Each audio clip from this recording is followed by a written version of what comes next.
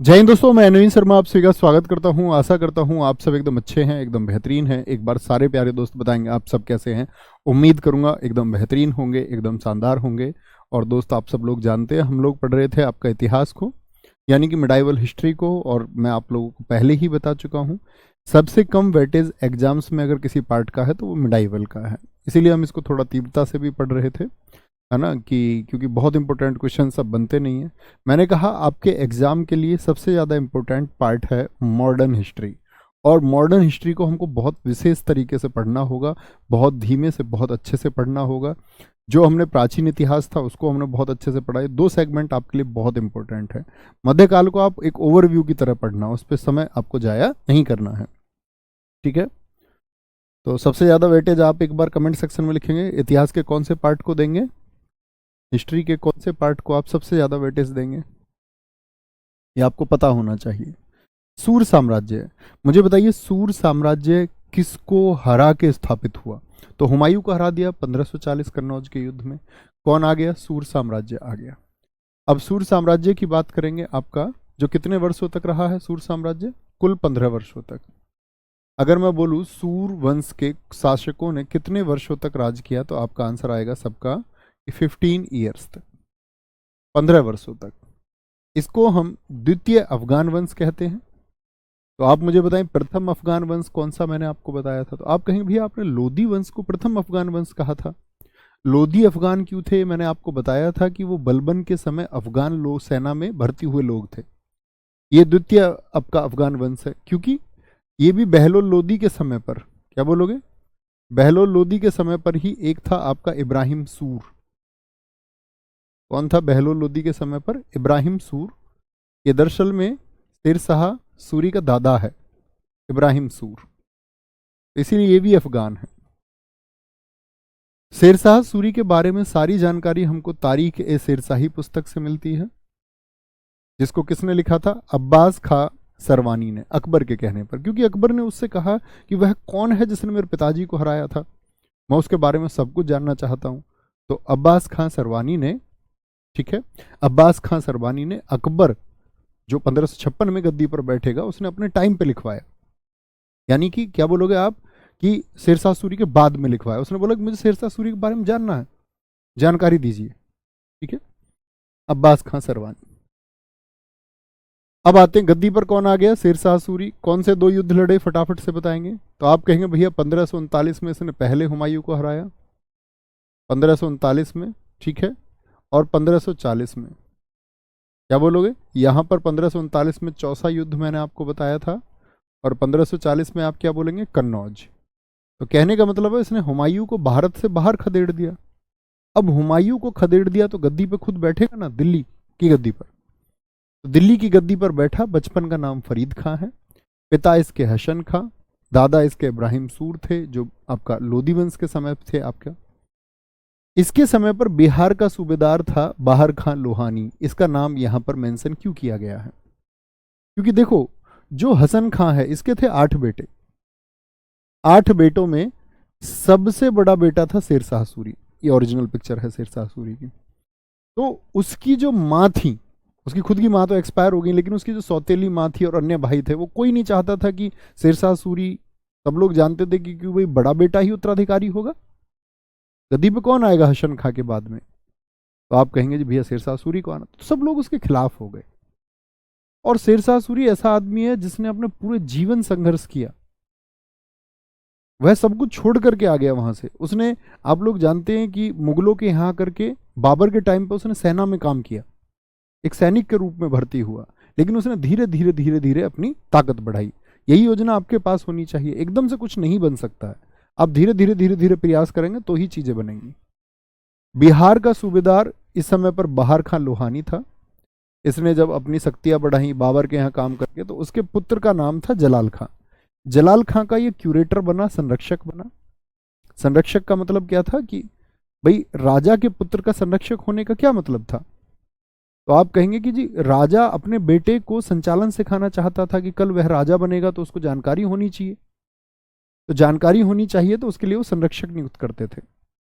शेरशाह ने बाहर खां लोहानी, जब बाहर खां लोहानी की मौत हो गई और शेर शाह को इसने शेर खान नाम इसने दिया था क्योंकि शेर शाह सूरी कहते हैं कि एक बार एक शेर को मार दिया शेर शाह सूरी ने। तो यही वो व्यक्ति है बहार खां लोहानी जिसने इसको शेर खां कहा था।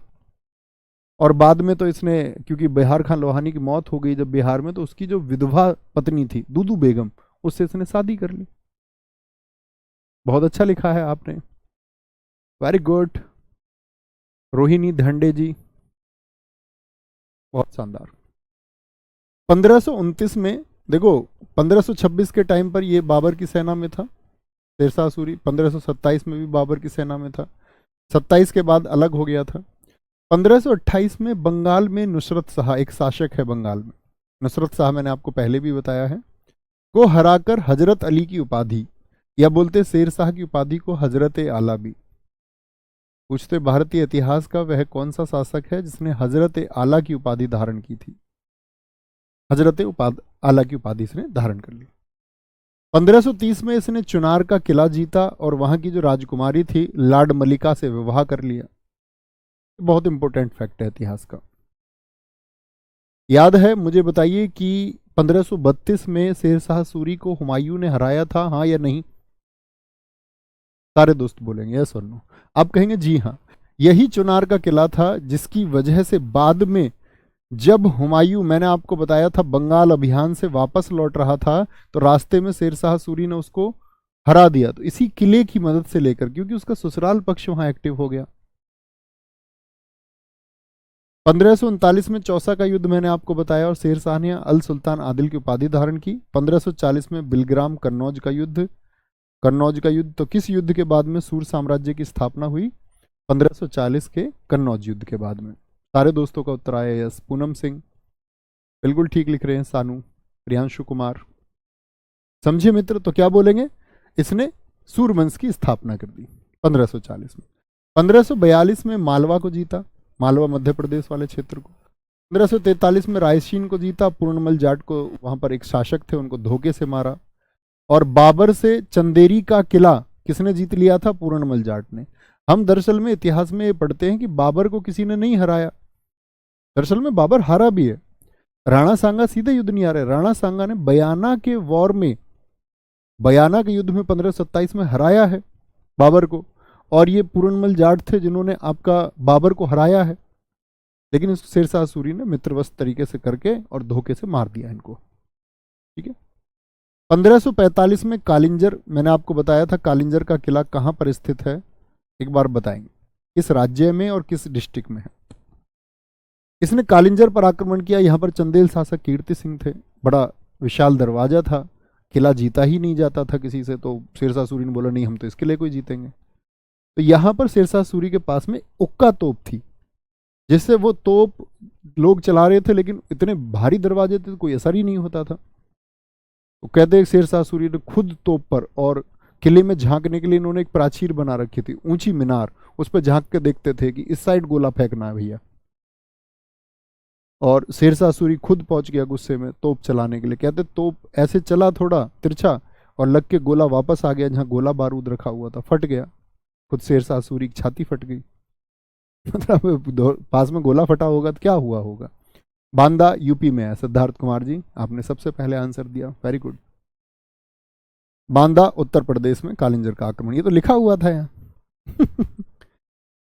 तो क्या बोलेंगे, 1545 में इसकी मौत हो गई। तो शेर शाह सूरी जो सूर वंश का एक शासक है, कब से कब तक गद्दी पर रहा? 1540 से 45। पूरा वंश पूछेगा तो 15 वर्ष, लेकिन उसमें शेर शाह सूरी 45, बस यही याद रखना है।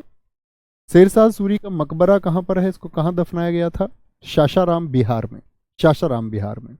और शेर शाह सूरी की खास बात क्या थी कि वो मुगलों के विरुद्ध था। वो कहता था कि मुगल जो है ये बाहरी हैं, और खुद को वो कहता था कि मैं हिंदुस्तानी मुस्लिम हूं, तो उसको बहुत सपोर्ट मिला।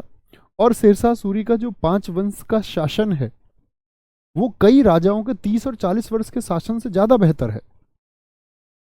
देखिए शेर शाह सूरी से संबंधित अन्य बातें, इसने भू राजस्व व्यवस्था लागू की और पैदावार का 1/3, उसने बोला पैदावार का 1/3 तो होगा, 1/3 होगा उत्पादन के आधार पर। ऐसा भी तो हो सकता है किसान की किसी अकाल या किसी अन्य वजह से फसल अच्छी ना हुई हो, ठीक है, तो उत्पादन के आधार पर उसने कर दिया उसको कि भाई 1/3 कम उत्पादन है तो कम लिया जाएगा।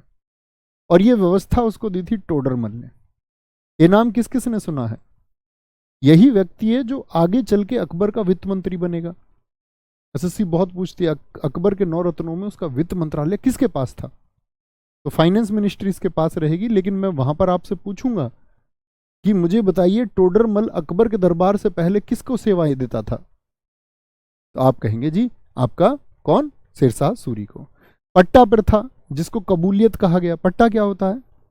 आप लोग आपके गांव में भी होगा कि गवर्नमेंट जो लोग आपका भूमिहीन लोग होते हैं जिनके पास जमीन नहीं होती, सरकार उनको पट्टा देती है जमीन का, मकान के लिए देती है, कई बार जमीन के लिए बीघे 2 बीघे 3 बीघे खेत देती है कि भाई ये भूमिहीन लोग हैं, इनके पास जमीन नहीं है और जमीन होनी चाहिए। ऐसी व्यवस्था सबसे पहले इस देश में शेरशाह सूरी ने दी। ठीक है, शुद्ध चांदी के सिक्के जारी करवाए और इसको बोलते वर्तमान स्वरूप का रुपया। बहुत पूछा जाता है कि आज जो आप रुपया इस्तेमाल करते हैं इसका असली डिजाइन किसने किसके समय पर लागू हुआ। ये तो हम जानते हैं कि 2010 में डी उदय कुमार ने बनाया जी वर्तमान, तो रुपए का साइन, वो साइन नहीं, वर्तमान स्वरूप रुपए का कि किस तरह से चलन होगा। सड़क ए आजम, जीटी रोड किसने बनवाई? तो इस जीटी रोड नाम नहीं था, इसने नाम दिया था उसका सड़क ए आजम। अब इसकी कहानी सुनिए, इस कौन कौन जानता है जीटी रोड के बारे में? दरअसल में जीटी रोड को बनाया गया मौर्य साम्राज्य के समय, मौर्य साम्राज्य के समय। तब इसको क्या नाम मैंने आपको बताया था? उत्तरापथ, उत्तरापथ इसको बोलते थे, पाकिस्तान से और बंगाल के क्षेत्र। शेरशाह सूरी ने क्या किया, इस पर पत्थर बिछवाए, पत्थर, इस पर पत्थर बिछवाए हैं शेरशाह सूरी ने। तो यानी जो कच्चा रास्ता था उस पर कंकड़ पत्थर बिछवाए शेरशाह सूरी ने, इसीलिए उसने नाम दे दिया उसका सड़क ए आजम। और सड़क ए आजम के बाद में ये जीटी रोड बना आपका। इसका नाम जीटी रोड किसने किया? एक अंग्रेज गवर्नर आया जिसने न बोला इसका नाम ग्रैंड ट्रंक रोड। क्या बोल दिया? Grand trunk road. इन्होंने आकर अंग्रेजों ने इस पर तारकोल बिछाकर इसको पक्का कर दिया। ऑकलैंड एक गवर्नर है, मैं वहां पर भी आपको बताऊंगा। रोहतासगढ़ ये बिहार में है, इस किले का निर्माण कराया। डाक सेवा का जनक कौन है और इस डाक सेवा का प्रमुख किसने बनाया? हेमू को। हेमू, यही दिल्ली की गद्दी पर अंतिम हिंदू सम्राट है हेमू।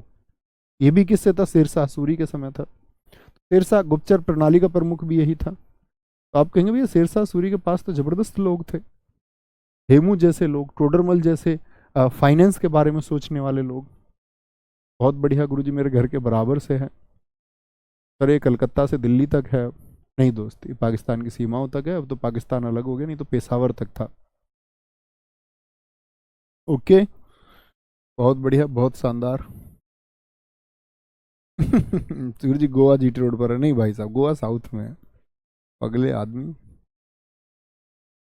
ठीक है, जलाल खां ये दूसरा आदमी है। आपसे कभी भी पूछे कि बहुत इंपॉर्टेंट है शेरशाह सूरी का उत्तराधिकारी कौन बना, एक तो ये बात याद रख लेनी है। ठीक है, इसका 9 वर्ष का शासन रहा। 9 वर्ष का, 9 वर्ष से मतलब क्या हो गया, 1545 में शेरशाह सूरी की मौत हुई, तो ये 1554 तक 9 वर्ष।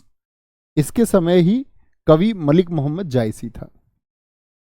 मुझे बताइए मलिक मोहम्मद जायसी ने, मैंने आपको बताया था कौन सी किताब लिखी है, तो आप कहेंगे जी पद्मावत लिखी है। और मैं अच्छे बच्चों से जानना चाहूंगा किस वर्ष में लिखी थी, ये भी मैंने आपको बताया था, 1540, 1540।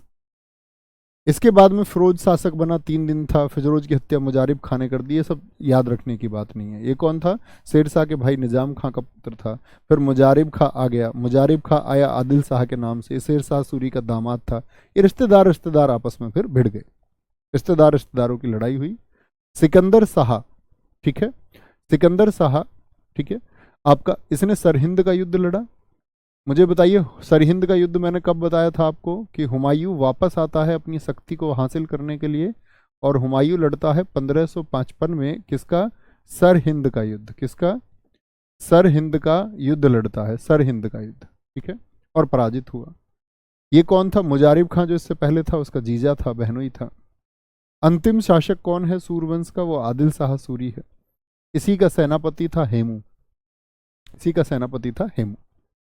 अब दरअसल में हुआ क्या देखो, अब ये 1556 पे फोकस करना। 1556 में कौन सी बड़ी घटना हुई है इतिहास की? हुमायूं की मौत हो गई।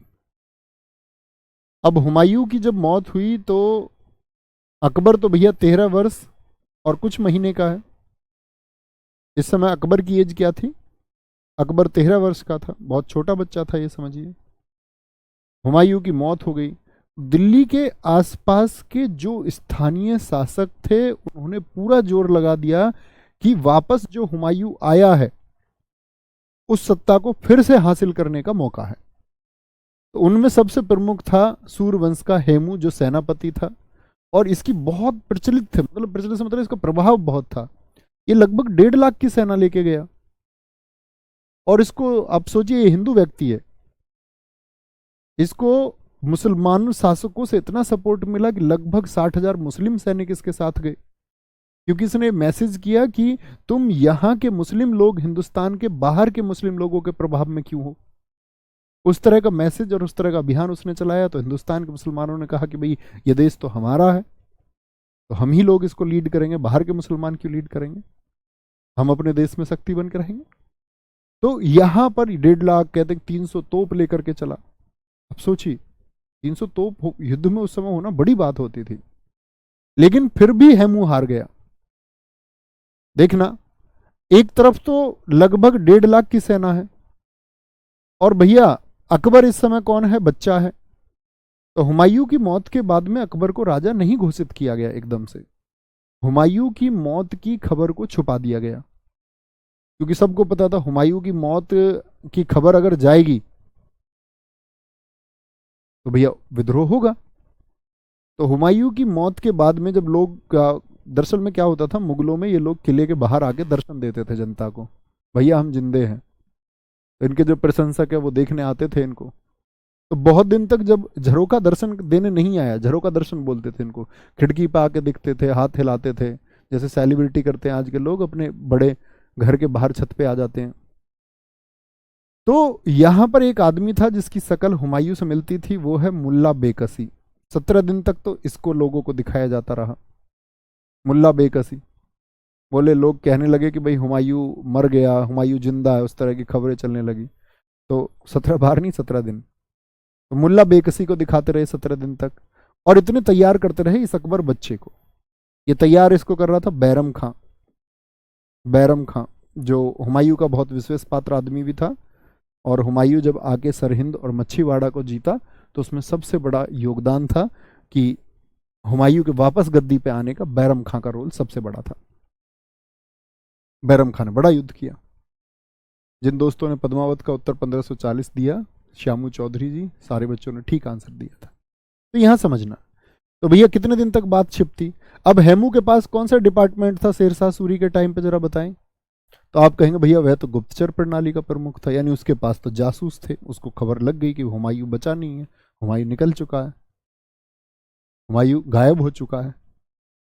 तब उसने लोगों को यहां पे इकट्ठा किया और लोगों से समर्थन लिया और खुद को कहा कि भाई मैं गद्दी पे बैठना चाहता हूं। अकबर तो छोटा बच्चा है, अकबर के पास कुछ समय पर 20,000 लोग थे, 20,000, लेकिन लीडरशिप बहुत शानदार थी किसकी? बैरम खां की। इसी ने हुमायूं को वापस गद्दी पे बिठाया था। तो दरअसल में क्या हुआ कि उसमें हिंदुस्तान में सबको लगा कि जो मुगलों के सपोर्ट के लोग थे, हुमायूं के सपोर्ट के, सब भागने लगे और बहुत सारे लोग इधर उधर जाके अपना बचाव करने लगे। बहुत सारे लोगों ने सोचा हुमायूं कमजोर हो चुका है तो अब क्यों ना हम अपनी शक्ति बना लें। उनमें से एक व्यक्ति था मलिक टार्डी। कौन था? मलिक टार्डी। मलिक टार्डी सब लोगों को भड़का रहा था कि भाई अब मुगलों में कुछ बचा नहीं है, अब उसका वो छोटा बच्चा गद्दी पे बैठ जाएगा, उससे अच्छा कि हम गद्दी पे बैठ जाएं। तो बैरम खां ने कहा कि सब लोग भाग रहे हैं।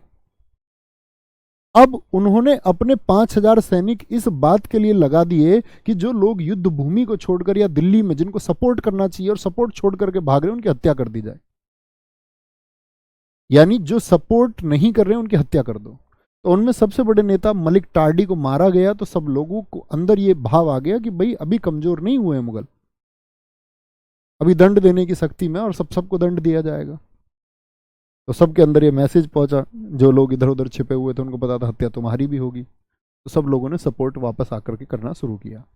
युद्ध अकबर ने नहीं लड़ाए, तो यहाँ पर युद्ध हुआ 1556 में, जिसको पानीपत का सेकंड युद्ध कहते हैं, पानीपत सेकंड। और इसको दरअसल में इतिहास में तो अकबर और हेमू के बीच दिखाया जाता है, लेकिन अकबर इसमें लड़ा नहीं है, लेकिन अकबर के राजा होने के लिए है, तो इसलिए उसका नाम बहुत सारे लोगों ने लिखा है। दरअसल में इस युद्ध का नेतृत्व बैरम खान ने ही किया। अकबर को तो 5 किलोमीटर दूर रखा है युद्ध भूमि से, 5000 सैनिकों की टुकड़ी के साथ रखा है, 20,000 से अलग। बोले कि अगर लगे कि बैरम खां युद्ध में मारा गया और ये अंतिम लड़ाई है, क्योंकि हेमू की जो सेना है वो कमजोर सेना तो है नहीं, तो उसने बोला अकबर से कि तुम वापस भाग जाना, तुमको उल्टे भाग जाना है। तो अकबर तो युद्ध भूमि में पीछे था। जीता कौन भैया, यहां देखेंगे ध्यान से। दिल्ली की गद्दी पर ये अंतिम हिंदू सम्राट था। अंतिम का मतलब ये युद्ध क्या है, हेमू हार गया, क्योंकि उन लोगों का टारगेट रहा, बैरम खान ने कहा कि हमको सिर्फ हेमू को टारगेट करना है, और हाथी पे जो हेमू बैठा हुआ था उसको तीर लग गया, पूरी सेना तितर बितर हो गई, पूरी सेना भाग गई। स्वयं को दिल्ली का स्वतंत्र सम्राट इसने घोषित कर दिया था, क्योंकि उसको पता चल गया था हुमायूं नहीं बचा है, तो इसने बोला कि अब राजा हम हैं।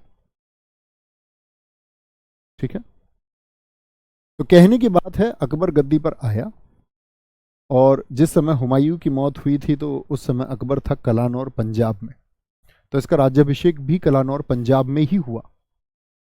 किसने किया इसका राज्याभिषेक? जाकर के बैरम खान ने किया खुद। ईंटें रखी हुई थी वहां पर, ब्रिक्स, ईंटों पर बिठाया, उसको खबर सुनाई कि तुम्हारे पिताजी अब नहीं रहे हैं, अब तुमको ही राजा बनना पड़ेगा। उसका राज्याभिषेक एक बार तो ईंटों पर हुआ और फिर एक बार दिल्ली आके हुआ। बचपन का नाम क्या है इसके का, बोलेंगे? जलाल अरस आशियानी, इसको जहांगीर ने कहा है, अरस आशियानी। जहांगीर जानते हो कौन है? सलीम, जो इसका बेटा है, इसके बेटे ने यानी पुत्र ने पिता को कहा है अरस आशियानी। जलाल जन्म हुआ इसका 1542 में। एक बार बताएं जन्म कहाँ हुआ था इसका? आप कहेंगे राणा वीरसाल के यहाँ हुआ था। सबसे बड़ा शासनकाल इसी का है मुगलों में। बताएं कितने वर्षों का है टोटल? 49 ईयर्स, 49 वर्षों का शासनकाल है। इसका पालन पोषण सुल्तान बेगम ने किया, जो अस्करी की पत्नी थी। अस्करी कौन है? ये हुमायूं का भाई है, क्योंकि दोस्त हुमायूं का खुद का जो जीवन था वो तो भागदौड़ में ही था। हुमायूं का खुद का जो जीवन था वो तो लड़खड़ाता जीवन, किस इतिहासकार ने कहा है? लैनपूल ने। ठीक है, बाबर की बहन खानजदा बेगम ने भी इसका पालन पोषण किया। यानी बाबर कौन है इसका? अकबर का दादा, तो दादा की बहन ने भी पालन पोषण इसका किया है। ठीक है, आगे आएंगे। धायमा अनगा। अब ये धायमा क्या होता है? दरअसल में पहले इतिहास में आप देखोगे तो कई जगह आपको नाम दिखा गया मेरा धायमा, क्योंकि दोस्त हमारे यहाँ संस्कृति में एक बात चलती है कि जो माँ का दूध हम पीते हैं तो माँ के गुण हमारे अंदर आते हैं। आप लोग मानते हैं इस बात को? हाँ जी। तो बहुत सारे राजाओं के बच्चों को कुछ माँ अपॉइंट की जाती, जो किराए आदि या राज्य की व्यवस्थाओं पर उस बच्चे को स्तनपान कराती, यानी उस बच्चे को अपना दूध पिलाती।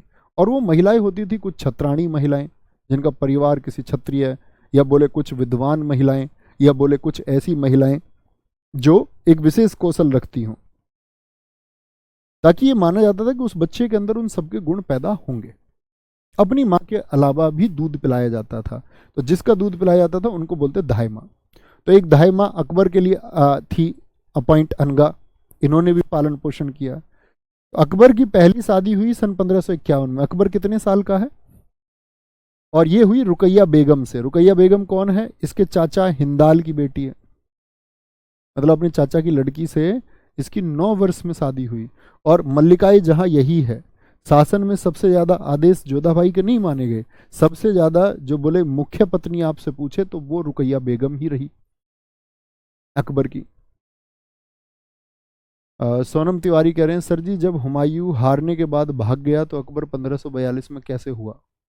मतलब सोनम तुम इतनी बुद्धू हो भाई साहब, भागाई तो है, मतलब भारत से बाहर बच्चे नहीं पैदा होते क्या?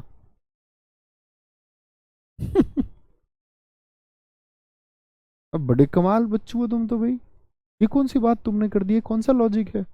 1540 में वो भारत से बाहर भाग गया, उसने शादी की 1541 में, मैंने आपको बताया था। बहुत कमाल तुमने क्वेश्चन पूछ लिया भाई। कह रहे वो भारत से भाग गया तो बच्चे कैसे पैदा हो गया? बताओ, भारत के अंदर ही बच्चे पैदा होते हैं, भारत से बाहर बच्चे ही पैदा नहीं होते। कोई दिक्कत? 1555 के सरहिंद के युद्ध में अकबर को युवराज घोषित किया गया था जब हुमायूं वापस आया था। माता कौन है? हमीदा बानो बेगम, जिसको मरियम मकानी हम कहते हैं, बहुत इंपॉर्टेंट है। किसकी माता है ये? अकबर की माता है। अकबर के 3 पुत्र थे, सलीम, मुराद और दानियाल। ठीक है, सलीम ही कौन है? ये जहांगीर है, जो इसके बाद गद्दी पर बैठता है, जहांगीर।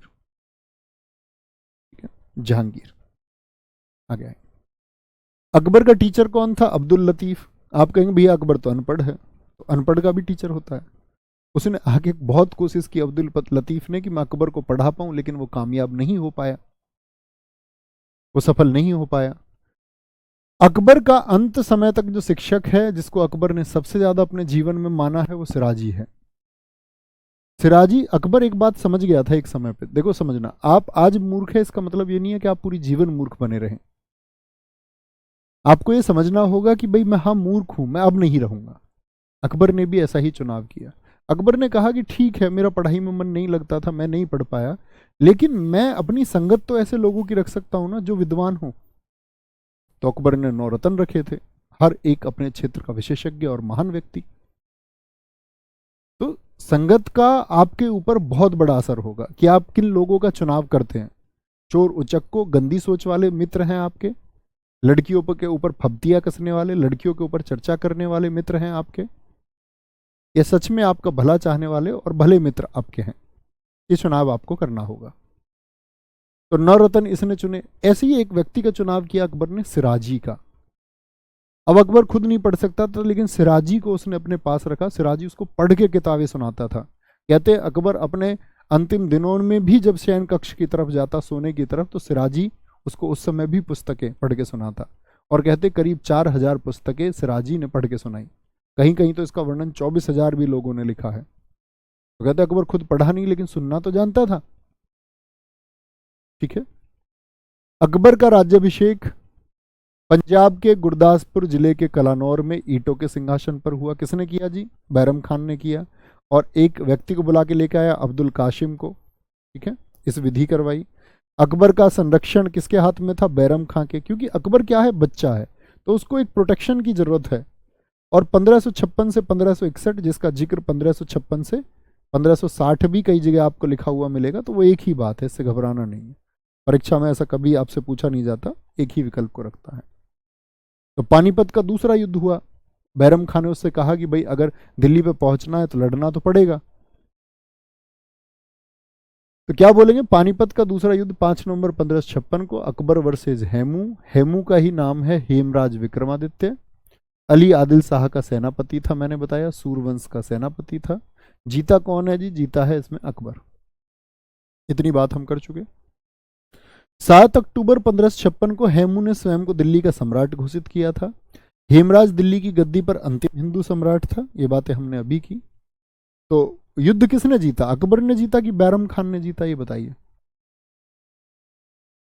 तो आप कहेंगे बैरम खां 1556 से 61 तक संरक्षक रहा, लेकिन 1561 में माहम अनगा के कहने पर मक्का भेजा गया। ये क्या बात हुई? मक्का क्यों भेज दिया इसका? और बैरम खां का ही अन्य नाम है खान बाबा। इसको खान बाबा कहता था कौन? अकबर। जिस अकबर को इसने गोद में खिलाया, जिस अकबर को इसने गद्दी दिलाई, जिस अकबर के बाप को इसने वापस दिल्ली का सिंहासन दिलाया, उसको इसने मक्का भेज दिया स्त्रियों के, महिलाओं के कहने पर। और ये कौन थी? इसकी दाह माहम अनगा, क्योंकि माहम अनगा चाहती थी इसका बेटा अधम का शासक बने। जीजी अनगा थी एक दाहिमा, वो चाहती थी मिर्जा अजीज को का शासक बने। और साथ में इन दोनों की दोनों महिलाओं ने अकबर की मां को भी मिला लिया अपने साथ में। अकबर की मां कौन? हमीदा बानो। तीनों एक साथ हो गई, हमीदा बानो, क्योंकि ये जानती थी कि जब तक बैरम खां है तब तक कुछ गलत हो नहीं सकता। तो इन्होंने बैरम खां पर आरोप लगाने शुरू किए, क्योंकि बैरम खां खुद एक शिया व्यक्ति था मुस्लिमों में। तो कहते हैं कि भाई इस अकबर से कहती है कि यार बैरम खां तो जो है सिया लोगों की भर्ती करता है, उच्च पदों पर अपने लोगों को बिठाता जा रहा है, तुमसे कुछ पूछता ही नहीं है। क्योंकि कई बार ऐसा होता था कि बैरम खां सच में अकबर से नहीं पूछता था, क्योंकि उसको लगता था उसका डिसीजन ठीक है।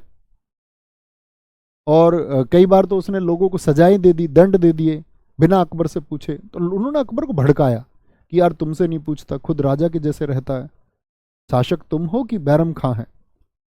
तो कहने का मतलब है अकबर के मन में घृणा पैदा कर दी। माँ को भी फेवर में कर लिया, माँ भी घृणा करने लगी बैरम खां से, उसके खिलाफ बात करती। इन दोनों का तो अपना उद्देश्य ही अलग था।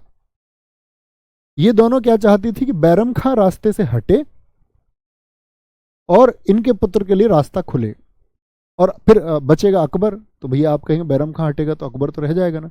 अकबर के लिए इन्होंने इंतजाम कर लिया, अकबर को सुंदर लड़कियों में इसने फंसा दिया।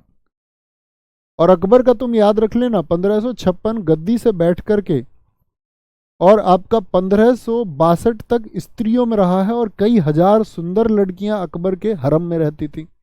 इन्हीं महिलाओं ने बनाया है हरम। यहां दुनिया भर की जितनी भी सुंदर लड़कियां थी वो बंद कमरे में। इसके बारे में मैं आपको बताऊंगा कि आपका अगर हम बात करें शाहजहां औरंगजेब के समय, आपके कुछ डॉक्टर आए बाहर से, चिकित्सक आए, बर्नियर जैसे लोग आए, उन्होंने वो हरम में गए हैं, क्योंकि हरम में कोई और पुरुष नहीं जा सकता था, सिर्फ अकबर जा सकता था।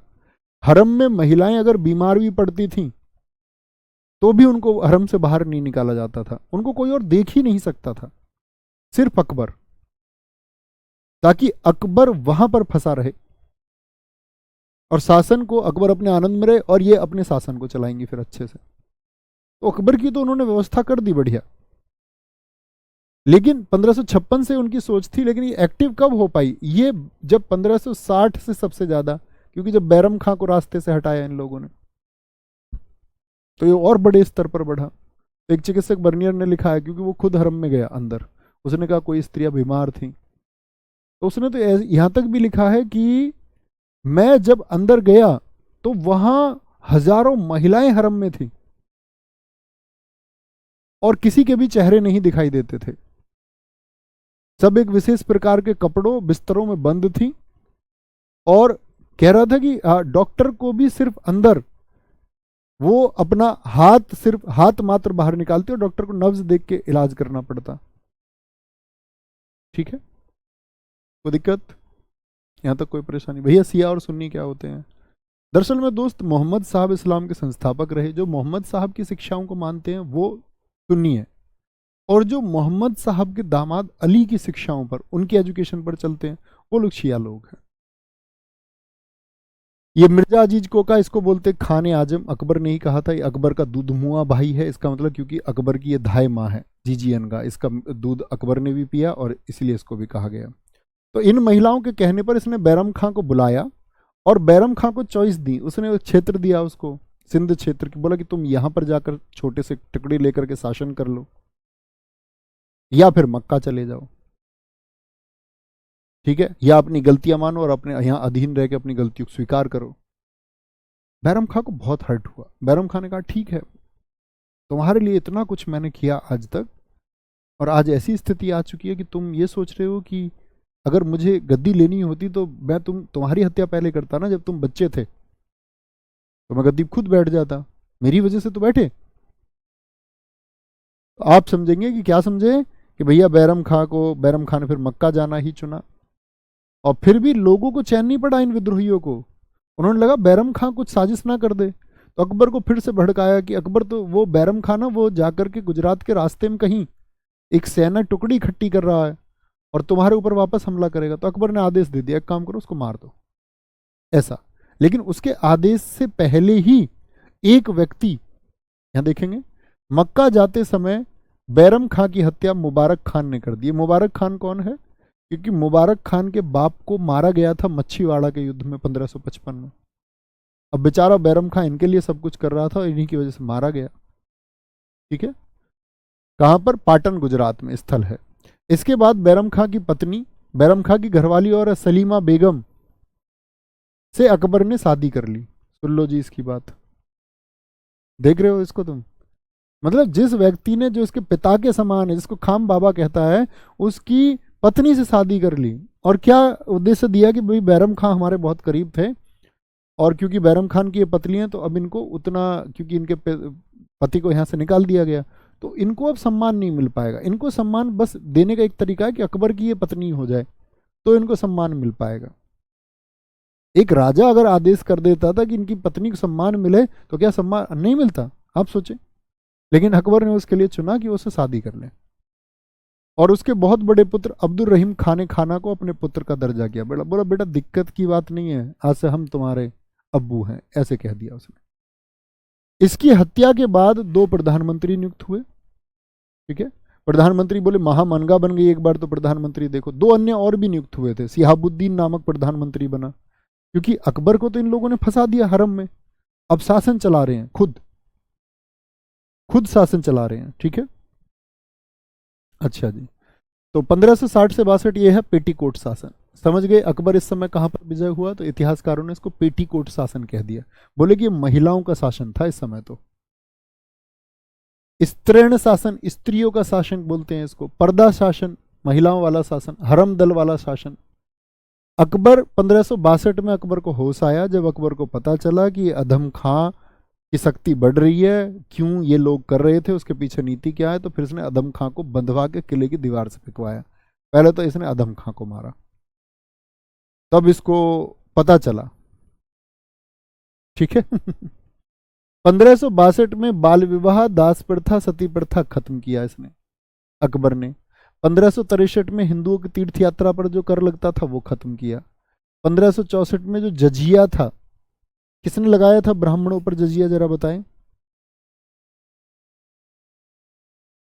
बोलो फटाफट से बताएंगे किसने लगाया था ब्राह्मणों पर। फिरोज शाह तुगलक, इसको बोलते दातीज, दास प्रथा, तीर्थ यात्रा कर, और जैसे जजिया, दातीज। 1562, 1563, 1564। 1575 में अकबर ने इबादत खाने का निर्माण किया। इबादत खाना क्या था, ये बृहस्पतिवार को खुलता था और सभी धर्म के लोग इसमें जा सकते थे, चर्चा करते थे। अब अकबर की चालाकी देखो, अकबर सारे धर्म के धर्म गुरुओं को बुलाता, हिंदुओं को, जैनों को, बुद्धों को, सिखों को, सबको बुलाता, और सबकी बातें ऐसे सुनता। बोला अच्छा जी तुम्हारे धर्म में इतनी अच्छाई है, हो मुझको तो हिंदू हो जाना चाहिए। जैन साधु जाते, जैन लोग जाते, जैन मुनि जाते, उनसे बात करता, यार धर्म तो ये अच्छा है, अब मुझको जैन हो जाना चाहिए।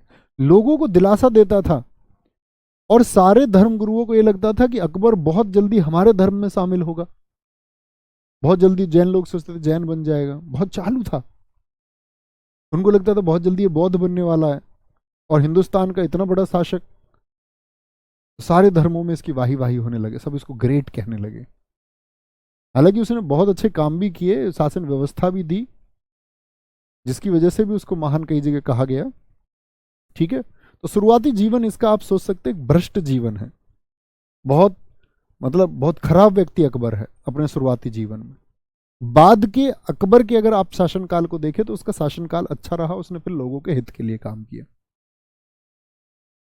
जैन धर्म गए कौन, जैन धर्म से गए शांति चंद्र, भानुचंद्र, विजय सेन सूरी, हरि विजय सूरी। सूरी नामक व्यक्ति याद रख लेना है जैन धर्म के। ईसाइयों की तरफ से एक व्यक्ति गया मोन्सेरेट, ये सोच रहा था अकबर अंग्रेज बन जाएगा बहुत जल्दी। इसकी सुन लो। हिंदुओं की तरफ से गए पुरुषोत्तम दास, ये सोचते थे अकबर हिंदू बन जाएगा।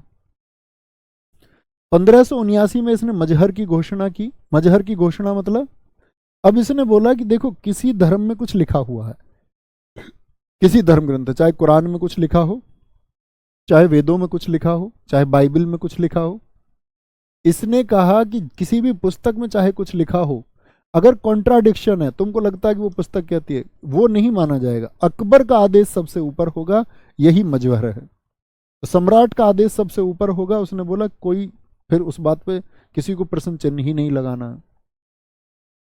1582 इसने दहसाला प्रथा शुरू की। अब बताइए टोडरमल किसके दरबार में था। दहसाला प्रथा क्या थी कि 10 साल में भूमि का एक मुआयना होता और देखते किसान किस टैक्स को देने की हालत में, वही वसूल किया जाएगा, जबरन कुछ नहीं। 1582 की दहसाला प्रथा बहुत इंपॉर्टेंट है। मजहर 1579 मित्र बहुत इंपॉर्टेंट है, समझे जी। तो अकबर का शासन है। अकबर के शासन के पहले हम क्रम को जानने से पहले हल्दी घाटी का युद्ध भी जानते हैं। हल्दी घाटी का युद्ध किस किस के बीच हुआ था। महाराणा प्रताप जी, जिनकी तरफ से नेतृत्व कर रहे थे हकीम खां, एक मुस्लिम व्यक्ति, राणा पूंजा सोलंकी और बहमा शाह जैसे दानवीर व्यक्ति जिन्होंने अकबर को अपना सब कुछ न्यौछावर कर दिया, अपनी सारी संपत्ति। अकबर की तरफ से हिंदू व्यक्ति मानसिंह थे। अब मानसिंह कौन है, कैसे हैं, ये सब हम क्रम से जानेंगे। मानसिंह और आसफ खां। इस युद्ध का नतीजा क्या हुआ? आप लोग अक्सर जानते हैं कि भाई महाराणा प्रताप जी को बहुत बुरी तरह से हरा दिया गया, अकबर जीत गया। महाराणा प्रताप जी इस युद्ध में घायल हुए, लेकिन बहुत बुरी तरह हारे नहीं, ये आप लोगों को याद रख लेना है। महाराणा प्रताप हमारे देश का मित्र वो गौरव है, वो गाथा है जो आपको इस बात के लिए इंस्पायर करते हैं कि सामने कितनी भी बड़ी चुनौती हो, झुकना नहीं है तो झुकना नहीं है। चुनौती फिर चाहे कितनी भी विशाल हो जाए। क्योंकि दोस्त, महाराणा प्रताप जी जब सारे पूरे राजस्थान ने घुटने झुका दिए, बहुत बड़े राजपुताना क्षेत्र ने जब घुटने टिका दिए, तब महाराणा प्रताप ने उस राजपुताना के लिए संघर्ष किया और वो खड़े हुए। तो उन्होंने उनका एक स्टेटमेंट है, आप लोग जानते होंगे, बचपन से जानते हैं कि मुझे भी घास की रोटी खाना मंजूर है, लेकिन मुगलों के सामने झुकना मुझको स्वीकार नहीं। जब वहां पर युद्ध हुआ तो इसके बाद में इनके छोटे छोटे बच्चे, इनकी पत्नी ऐसी थी, आप सोचना एक बार कि एक बार तो अपने बच्चों की ऐसी हालत देखकर हमने छोटी कक्षाओं में पढ़ा कि इनकी बच्ची जो घास की रोटी खा रही थी, उससे भी एक रोटी जो एक टुकड़ा था वो भी छीन के ले जाता है बिलाव, जंगली बिलाव। बच्ची भूख से भिलक जाती है। तो उस समय महाराणा प्रताप जी को मन होता है कि यार ऐसे जीवन क्या फायदा, सब लोग तो मुगलों के सामने घुटने टेक ही चुके हैं। तो उनकी पत्नी ने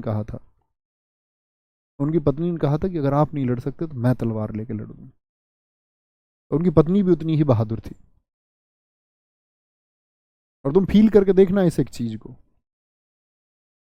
वीर महाराणा प्रताप जी 1540 में जन्म हुआ, 1597 तक ये रहे। ठीक है। इनकी माता का नाम जयंतीबाई था, पिता उदय सिंह थे। राणा सांगा और उनकी पत्नी कर्णावती के पुत्र थे। कौन? राणा उदय सिंह। यानी राणा सांगा कौन है? महाराणा प्रताप जी के दादा हैं। ये रानी कर्णावती हैं जिन्होंने एक बार हुमायूं को राखी भेजी थी। हुमायूं ने कोई रक्षा वक्षा नहीं की थी, वो वचन नहीं निभाया था हुमायूं ने। सिसोदिया वंश है महाराणा प्रताप जी का। जन्म स्थान इनका कुंभलगढ़ है, राजस्थान। घोड़े का इनके का नाम चेतक है, नीले रंग का घोड़ा था।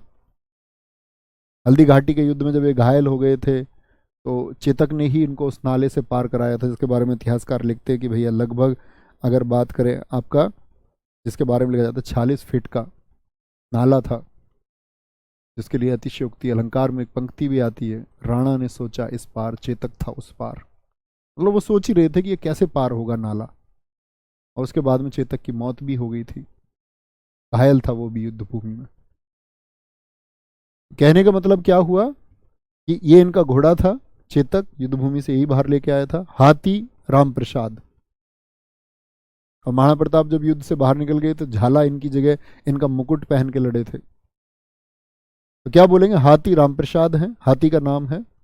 और 1582 इसको दिवेर युद्ध बोलते, मेवाड़ का मैराथन। इसका क्या मतलब होता है कि 1576 में अकबर ने जो जीता तो सीता, लेकिन क्या महाराणा प्रताप जी ने वापस नहीं जीता? तो महाराणा प्रताप जी ने राजस्थान के बहुत सारे किले 1582 में दिवेर युद्ध के द्वारा अपने अधीन कर लिए थे। भैया फिर अकबर ने कुछ नहीं किया होगा। अकबर समझ गया था एक टाइम पे।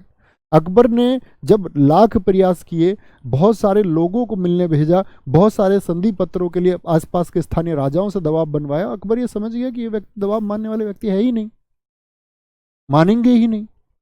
क्योंकि उन्होंने कहा कि अगर ये मेरा साथ अगर राजपुताना भी नहीं देता है, नहीं देते हैं, अन्य स्थानीय लोग, अन्य जातियां मेरा साथ नहीं देती है, मैं भील लोगों के साथ लड़ूंगा। राजस्थान में भील जनजाति रहती है, जो भील लोग भील लोग महाराणा प्रताप जी के सहयोगी बने। ठीक है। झाला शक्ति सिंह। महाराणा प्रताप जी के बारे में थोड़ा सुनो और महसूस करो। और बहुत सारे लोग कहते हैं फिक्शन का फोटो, दरअसल में उनका शरीर ही ऐसा था। ये जो भाला आप देखते हैं ना उनके हाथ में, ये भाला, ठीक है, ये भाला 2 मन का था, 80 किलो का भाला है। तलवार और ढाल, एक तरफ 70 किलो की ढाल और 10 किलो की तलवार। 10 किलो वेट कितना होता तलवार में? उनका कद 7.5 फीट का था, 60 इंच की छाती थी उनकी, जो इतिहासकारों ने लिखा है। 10-10 किलो के जूते पहनते थे, उधर भी 10 तो घोड़े वजन, ये चेतक सारे वजन को लेके चलता। अकबर ने अपने पूरे जीवन महाराणा प्रताप जी का सामना नहीं किया, क्योंकि अकबर को ये स्टेटमेंट किसी ने दिया कि किसी दिन तुम गलती से महाराणा प्रताप के सामने मत आना, नहीं तो महाराणा प्रताप तुम्हारे 2 टुकड़े कर सकते हैं। और हकीकत भी एक तलवार मारते तो 2 टुकड़े हो जाते। और सबसे ज्यादा अकबर प्रभावित हुआ रामप्रसाद हाथी से। रामप्रसाद हाथी एक ऐसा हाथी था कि उसकी सूंड पर तलवार बंधी हुई थी, और हल्दी घाटी के युद्ध में उसने कई हाथियों को घायल कर दिया, कई हाथियों को।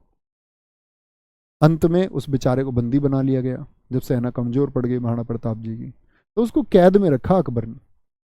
समझना तुम, और लॉयल्टी की कहानी सुनना और अपने जीवन में सीखना वफादारी।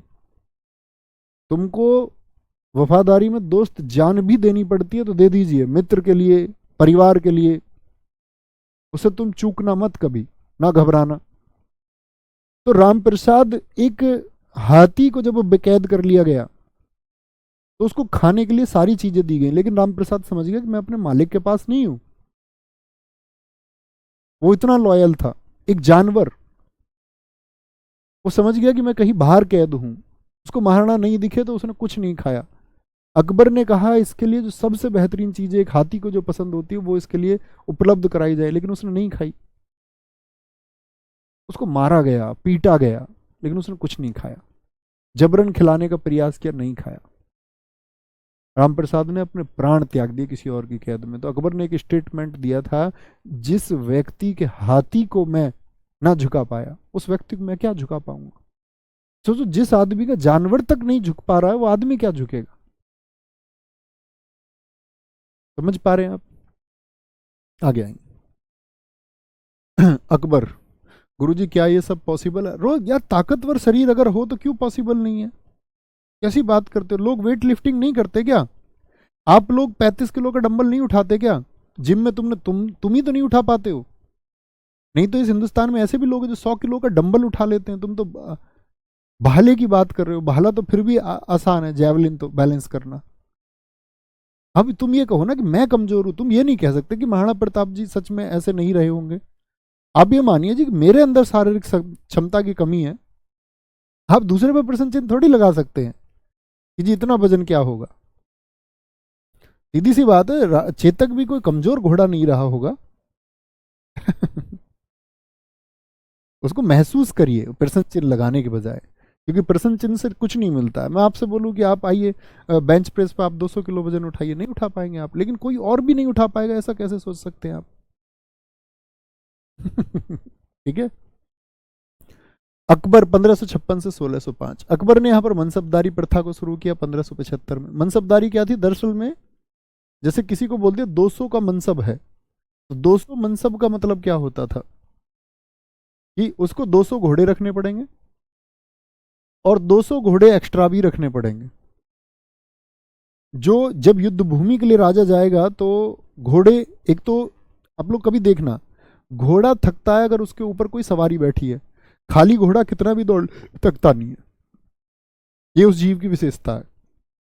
तो अकबर ने बोला अतिरिक्त घोड़े चाहिए। 10 किलोमीटर अगर इस घोड़े पे दौड़ लियो, 20 किलोमीटर 50 किलोमीटर, अब दूसरे पे बैठ जाओ, इतने वो दूसरा रिलैक्स कर लेगा।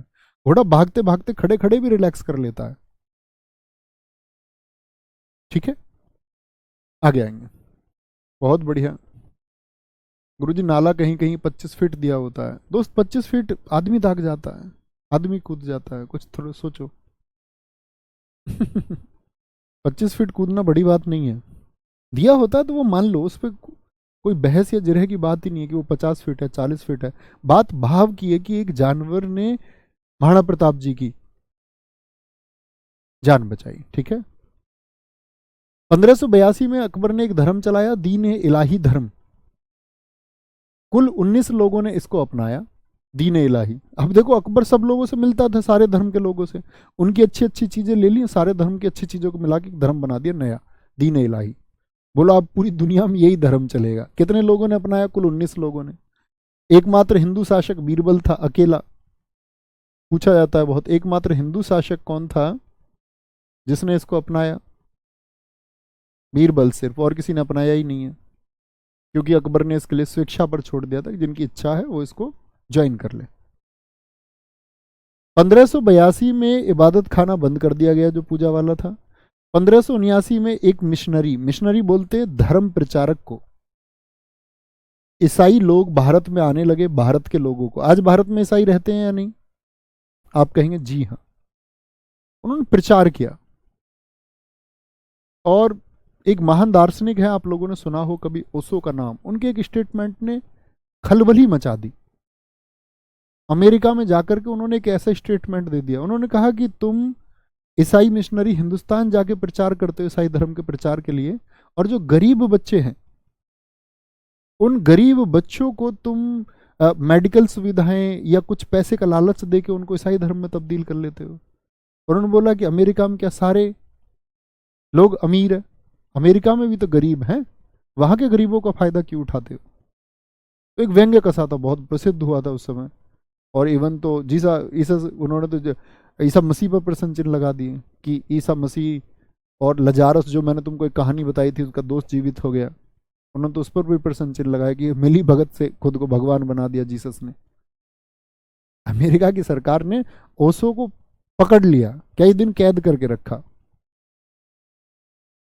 आप समझ सकते हैं, ओशो 1993 में मृत्यु हुई, मतलब आज से 30 साल पहले, और आज दुनिया में सबसे ज्यादा सुने वाले जाने वाले व्यक्ति ओशो ही है। और उन्होंने 30-40 साल पहले वो बातें की जो आज नहीं है, क्योंकि वो हर एक चीज की उस स्थापित व्यवस्था के खिलाफ थे। जैसे उन्होंने किसी भी एक चिन्ह पर बता दिया कि आप जो थोपी गई चीज है उसको क्यों मानते हो, जाति को तुम्हारे ऊपर थोप दिया गया क्यों मानते हो, धर्म को आपके ऊपर थोप दिया क्यों मानते हो, आप इंसान क्यों नहीं होना चाहते। उनका मतलब सारा मोटिव होता था कि आप एक बेहतरीन इंसान बने, सब कुछ बाकी प्रथा और इन सब चीजों को त्याग करके। तो भैया ये ईसाई मिशनरी भारत में, इस मिशनरी का मतलब होता है धर्म प्रचारक, धर्म का प्रचार करने के लिए भारत में जो लोग आए। तो पहला कौन व्यक्ति है बताएंगे? ये भारत आने वाला पहला अंग्रेज है, भारत आने वाला पहला अंग्रेज मैं आपसे कभी भी पूछूं, और ये भी आया प्रचार करने के लिए ईसाइयत का। ठीक है। 1583 में रॉल्फ फिच, ये दूसरा अंग्रेज है, सेकंड अंग्रेज आया भारत। 1583 ने हिंदू लोगों को अपने पक्ष में करने के लिए अकबर ने राम सीता आकृति के सिक्के चलवाए। ठीक है, बहुत बढ़िया। गुरुजी आप महान चुनना चाहें तो किसको महान चुनेंगे? मैं महाराणा प्रताप जी को महान चुनूंगा बिना किसी डाउट के, नो डाउट। क्योंकि मेरे लिए महान व्यक्ति वो है जो संघर्ष करता है, वो कोई भी व्यक्ति हो। इसलिए नहीं कि आप इसको इस तरह से चुनाव करने लग जाएं कि वो हिंदू हैं या मुसलमान हैं, तो ये आपकी भूल है, फिर शायद आप मुझे नहीं समझते होंगे। महाराणा प्रताप महान इसीलिए हैं क्योंकि उन्होंने संघर्ष किया है, और किसी एक व्यवस्था जो उनको झुकाना चाहती है उसके खिलाफ वो झुकते नहीं है। और ये मैं मानता हूं कि दुनिया में कितनी भी बड़ी शक्ति आपके सामने हो, आपका जीवन डर से नहीं स्वेच्छा से चलना चाहिए। आपका जीवन आपके चुनावों से चलना चाहिए, लेकिन वो चुनाव आपके सही होने चाहिए। अगर आपका चुनाव गलत है तो आपको फिर डरना चाहिए। गलत चीज के लिए आप ये नहीं कह सकते कि मैं स्वेच्छा से, मेरी गलत चीज है, मैं दुनिया में ये बेकार चीजें हैं, मेरी स्वेच्छा है मैं तो करूंगा, नहीं दोस्त, फिर प्रकृति का संतुलन बिगड़ता है। समझे? आगे आएंगे। अब बात करेंगे क्रम से अकबर के विजय अभियानों की। 1561 अकबर ने मालवा एमपी राजस्थान बॉर्डर को जीता। साम्राज्य विस्तार के लिए अकबर का पहला युद्ध था। साम्राज्य विस्तार के साथ साथ में मालवा का राजा था बाज बहादुर भाग गया। अकबर ने किस्से सुने थे उसकी पत्नी रूपमती के। अकबर ने यह कहा कि कुछ भी हो रूपमती को लेके आना। रूपमती ने हालांकि अपनी जान दे दी थी, अकबर के हाथ नहीं लगी। ठीक है। राजधानी सारंगपुर, राजधानी सारंगपुर।